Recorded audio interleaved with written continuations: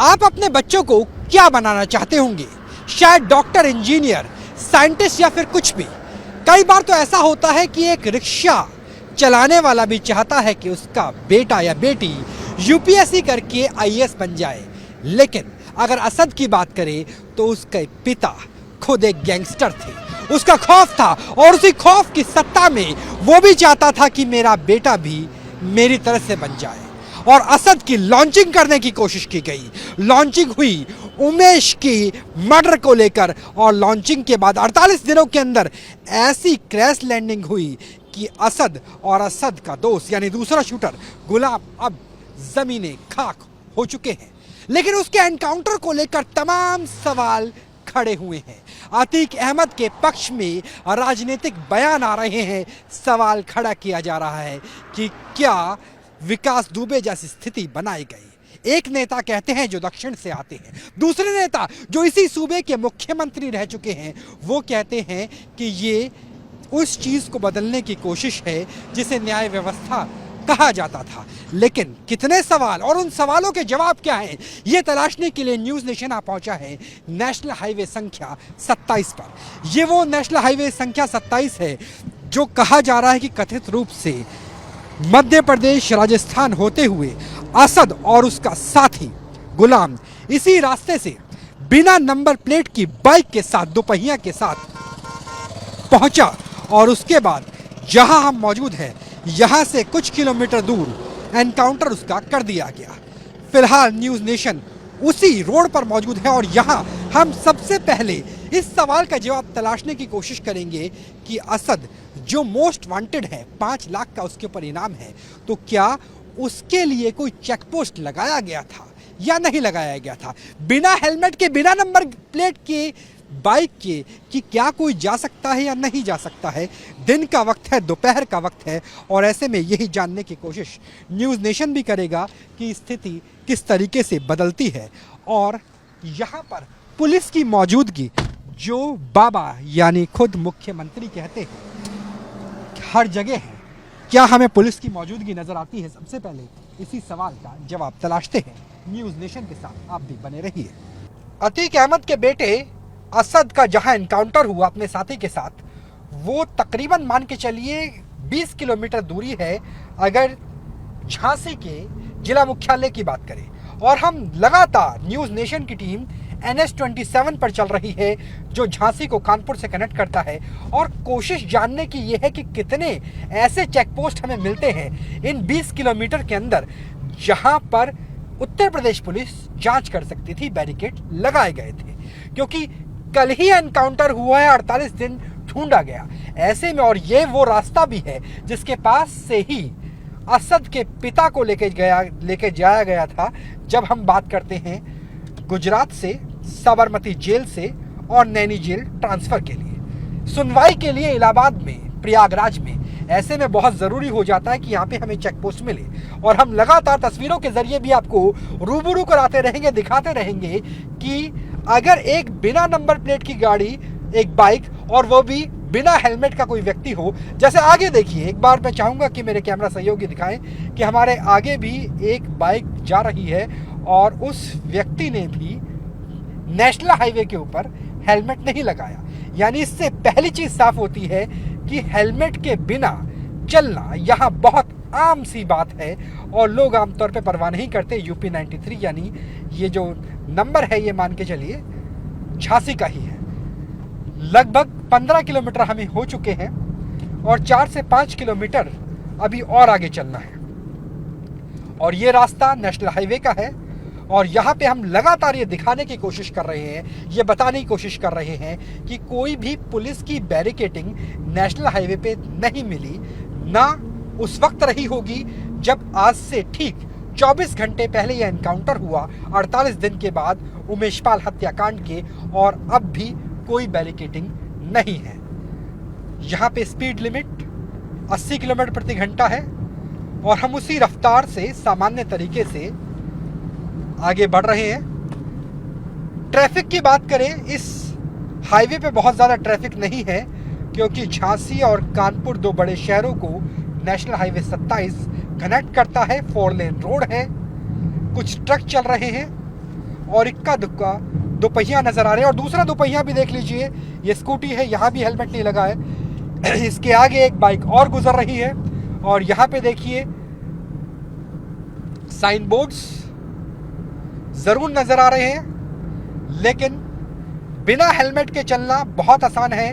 और क्योंकि बुंदेलखंड इसलिए भी महत्वपूर्ण हो जाता है कि बुंदेलखंड में गर्मी का प्रकोप आ चुका है। लगभग 40 डिग्री के आसपास का तापमान है इस वक्त बाहर का।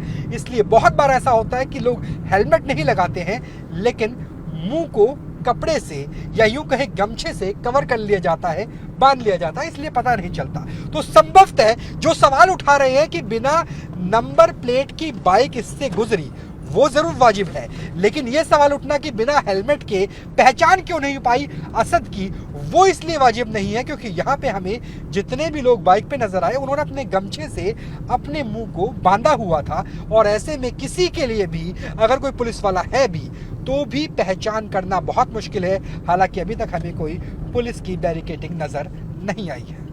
जैसा कि यहाँ पे नजर आ रहा है कि जितने भी लोग बुंदेलखंड के इस NH 27 NH 27 से गुजर रहे हैं, खासतौर पे जिन्होंने हेलमेट नहीं लगाया है, उन्होंने अपने मुंह पर गमछा बांधा हुआ।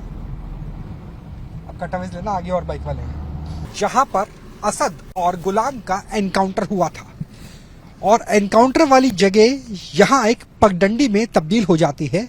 नेशनल हाईवे संख्या 27 को हमने छोड़ दिया है और यहां पर किस तरीके से बाइक पहुंची और यहां पे जो कहा जा रहा है कि एनकाउंटर असली था या नकली, उन तमाम तरह के सवालों के जवाब हम यहां तलाशने की कोशिश करेंगे, क्योंकि इस पूरे इलाके में बीहड़ है, धूल है और कटीले पेड़ पौधे भी नजर आ रहे हैं। हाईवे 27 खत्म होने के बाद अब जो रास्ता है, दरअसल ये धूल मिट्टी वाला रास्ता है जहां पर लोगों की रिहाइश नजर नहीं आती है। और इसी रास्ते से एनकाउंटर से पहले अतीक का बेटा असद गुजरा था।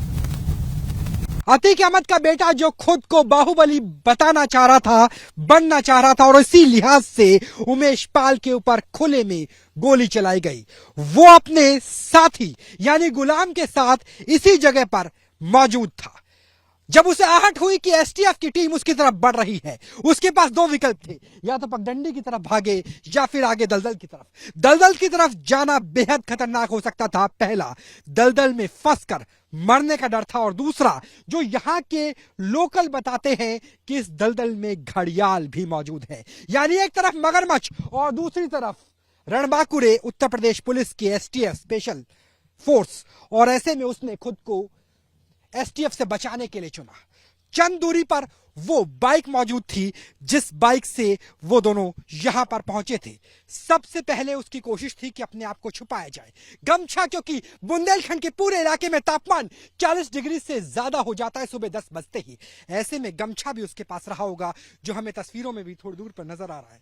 खुद को छुपाने की कोशिश के साथ उसने अपने साथी के साथ इसी तरह की बाइक का इस्तेमाल किया होगा और इसी तरह की बाइक के सहारे कुछ दूर तक भागने की फिराक में था अतीक अहमद का बेटा असद अपने साथी के साथ। और पीछे थी STF के रणबांकुरों की पूरी टीम। लेकिन यह सफर ज्यादा लंबा चल नहीं सकता था, क्योंकि बेहद मुश्किल होता है ऐसी परिस्थिति में अपने आप को बचाना और भागना, वो भी तब जब यहाँ पे नेशनल हाईवे नहीं है। और कितनी ही दूर तक वो भाग पाया हो।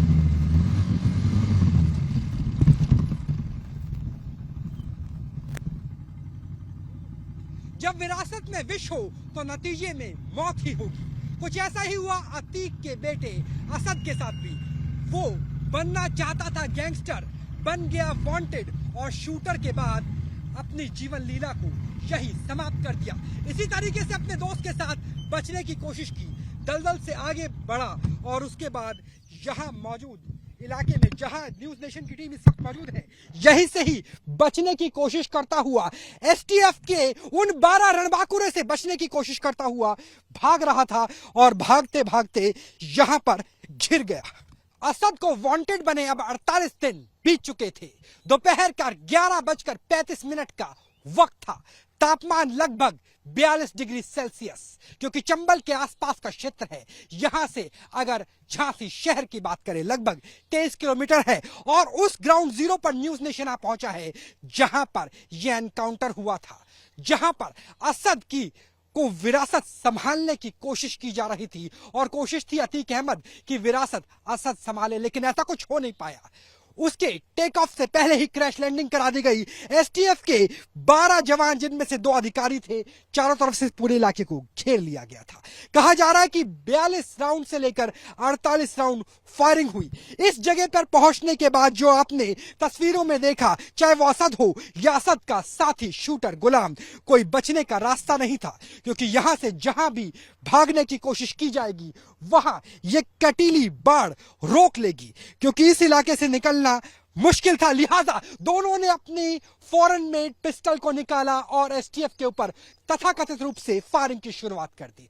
उनके पास बचने का मौका नहीं था और एसटीएफ चारों तरफ से घेर चुकी थी। ऐसे में होना था वही हुआ, यानी एनकाउंटर। और एनकाउंटर के सबूत किस तरीके से न्यूज नेशन आपको वो तलाश के बता रहा है जो अभी तक जांच टीम, क्योंकि यहां पर फॉरेंसिक की टीम भी पहुंची थी, लेकिन फॉरेंसिक की टीम की आंखों से जो छूट गया वो बारीकियां न्यूज नेशन आपको बताने के लिए पहुंचा है। और न्यूज नेशन के जरिए हम उत्तर प्रदेश पुलिस से भी अपील करेंगे, फॉरेंसिक टीम से भी अपील करेंगे कि जो सबूत अब आपको दिखाएंगे उस सबूत के लिए यहां पहुंचे। और हम जिम्मेवार चैनल होने के नाते हम उसे हाथ नहीं लगाएंगे, क्योंकि फिंगरप्रिंट्स बेहद महत्वपूर्ण हो जाते हैं। दरअसल मैं चाहूंगा कि मेरे सहयोगी बिल्कुल पास में और या जूम करके दिखाए कि जो आपको ये गीला क्षेत्र नजर आएगा, दरअसल ये खून के निशान है। ये खून हो सकता है असद का, ये खून हो सकता है गुलाम का, और इसी खून में सनी हुई एक बुलेट का टुकड़ा भी साफ साफ नजर आएगा। इसे हम हाथ से नहीं छुएंगे क्योंकि ये अपने आप में सबूत है, लेकिन ये देखिए कि ये वो सबूत है जो न्यूज नेशन तमाम देश के दर्शकों को बता रहा है, जो अभी तक फॉरेंसिक की टीम से भी छूट गया है। ये है बुलेट का वो खोल जो देखने से, क्योंकि इससे पहले हमने ताइवान से लेकर आर्मेनिया और यूक्रेन का वॉर देखा है, तो ऐसा लग रहा है कि ये निश्चित तौर से इंसास का नहीं है जिस इंसास का इस्तेमाल एसटीएफ की टीम के द्वारा किया गया। ये एक छोटे कैलिबर का राउंड है, और वो कैलिबर आमतौर पर फॉरेन मेड पिस्टल्स का होता है। यानी ये सबूत है, ये सबूत साफ तौर पर चिल्ला चिल्ला के कह रहा है, उन तमाम लोगों को जवाब दिया जा रहा है जो कहते हैं कि क्या कानून को ताक पे रखा गया, क्या संविधान की धज्जियां उड़ाई गई, और क्या एनकाउंटर असली भी था या नकली था। क्योंकि इस खोल के आकार देखिए, ये 8.5 mm नहीं है, यह इंसास का नहीं है, यह निश्चित तौर से बहुत छोटा आकार का है, जो आमतौर पे माना जाता है कि किसी पिस्टल का ही खोल है। और यह वो सबूत है जो अभी तक फॉरेंसिक टीम की आंखों से भी बच गया, और यह खून से सना हुआ इस इलाके में, इसे हम हाथ से छू सकते हैं, आपको उंगली में पकड़ के दिखा सकते हैं, लेकिन ये सही नहीं होगा, क्योंकि न्यूज नेशन एक जिम्मेवार चैनल है जो जानता है कि सबूत बेहद महत्वपूर्ण होते हैं, क्योंकि सबूत के सहारे ही तमाम सवालों के जवाब दिए जा सकते हैं। तो कुल मिलाकर इस तरीके से हुआ था असद और गुलाम का एनकाउंटर, और इस तरीके से जो कहा जा रहा है कि असद वारिस बनेगा, वो वारिस जिसकी विरासत में ही विष था, और उसी विष ने उसकी जान ले ली, और टेक ऑफ से पहले ही क्रैश लैंडिंग हो गई। खत्म हो गया पूरा का पूरा असद का भविष्य, वो भविष्य जो गुंडागर्दी और गैंगस्टर के तौर पे वो देखना चाहता था। क्योंकि इसके पीछे का एक पूरे का पूरे साजिश भी है। साजिश ये कि ऐसे हथियार आए कैसे, क्योंकि जो सूत्र न्यूज नेशन के पास है वो बताते हैं कि ये हथियार पहुंचे रेड क्लिफ लाइन से, यानी इंडो पाक बॉर्डर, ड्रोन के जरिए पंजाब में पहुंचे, पंजाब के जरिए माफिया गैंगस्टर का एक पूरा का पूरा नेटवर्क जो काम करता है, उसी का ही एक नेटवर्क का हिस्सा अतीक अहमद भी था, और उसके जरिए असद तक ये हथियार पहुंचे। और ये सबूत, और हम बार बार अपील कर रहे हैं उत्तर प्रदेश पुलिस से, फॉरेंसिक टीम से, कि वो यहां आए और इस सबूत को लेकर जा सकते हैं, क्योंकि ये दोबारा एक बार दिखाइए, आखिरी बार, कि ये सबूत अपने आप में उन तमाम सवालों के ऊपर एक मुकम्मल जवाब है जो कहते हैं कि एनकाउंटर फेक था, एनकाउंटर हुआ ही नहीं था, क्योंकि इतनी छोटी बुलेट का जो राउंड है ये इंसास का नहीं हो सकता, ये असॉल्ट राइफल का नहीं हो सकता, ये निश्चित तौर से उन्हीं दोनों में से एक पिस्टल का है जो फॉरेन मेड पिस्टल है। और इस तरीके से न्यूज नेशन आपको उस तस्वीर को दिखा रहा है जो तस्वीर अभी तक तफ्तीश से भी दूर थी। इस तरीके से हुआ था असद और गुलाम का encounter. Video journalist Subhash Chand के साथ राहुल डबास, न्यूज नेशन, झांसी।